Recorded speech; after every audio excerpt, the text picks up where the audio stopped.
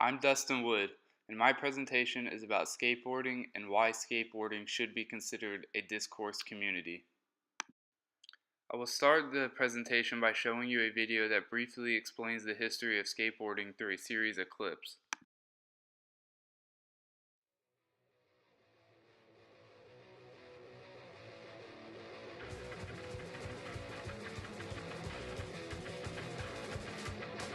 I'm about to have a nervous breakdown. My head really hurts. If I don't find a way out of here, I'm gonna go berserk 'cause I'm crazy and I'm hurt. Head on my shoulders. It's going berserk.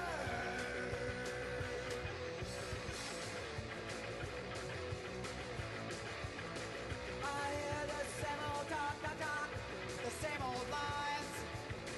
Don't tell me that today, if you know what's good for you, you'll get out of my way, 'cause I'm crazy and I'm hurt. Head on my shoulders, going berserk.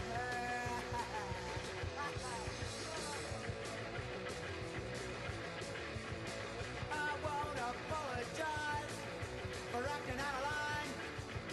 You see the way I am, you leave anytime you daggers. I'm crazy and I'm hurt. Head on my shoulders, going berserk.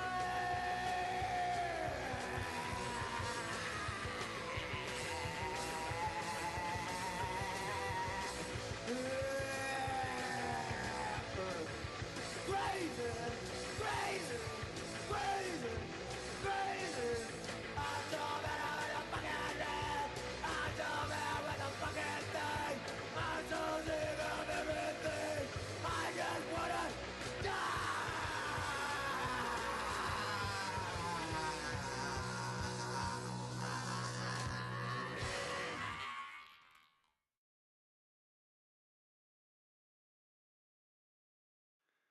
I used many different methods to collect my data. On November 8th, from 12 p.m. to 2 p.m., I went to the local skate park on Ocean Drive and observed what skateboarders were doing and how they were interacting with each other.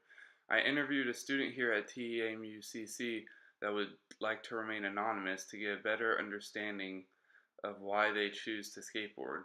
While I did do some real-world research, I got most of my information from various websites and databases off the internet.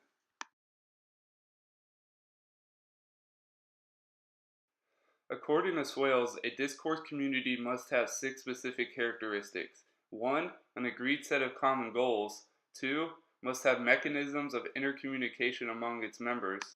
3. Uses participatory mechanisms to provide information and feedback. 4. It must possess one or more genres. 5. Acquire a specific Lexus. And 6. Must have levels of membership. The skateboarding community has all of these traits. 1.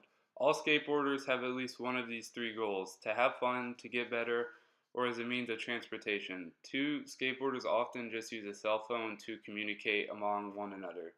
3. Oftentimes a skateboarder might use a blog or YouTube to obtain information and get feedback about his skateboarding. 4. There are a few different genres used in skateboarding, such as graffiti, a magazine, or a blog. 5. Skateboarders have a huge category of unique words.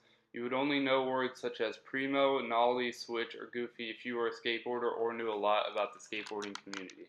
6. There are a few different levels in skateboarding. The lowest would be a casual skateboarder, the next level up would be an amateur, and the highest level would be a professional.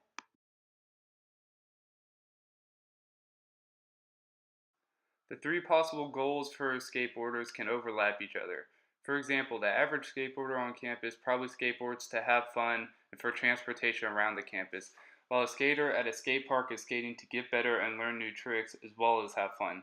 The universal common goal of skaters is to have fun. Most of the time, a skateboarder would use a cell phone to communicate to another skater. Skateboarding doesn't have a weekly meeting or anything, so it's usually just a cell phone that is used between the skaters to communicate. There are many websites where you can get information about skateboarding. YouTube has a lot of videos showing new skateboarders how to do certain tricks. YouTube also makes it so anybody can get feedback on their skating by just posting a video. It has been very beneficial because people don't have to guess if they're doing a trick right or not anymore. Skateboarding has a couple different genres that have been important to skateboarding. Graffiti was very important to the creation of modern day skateboarding. Although not as prevalent anymore, graffiti used to be one of the main ways skateboarders would express their views. The graffiti was often politically driven due to the anti-mainstream attitude of skateboarders back then.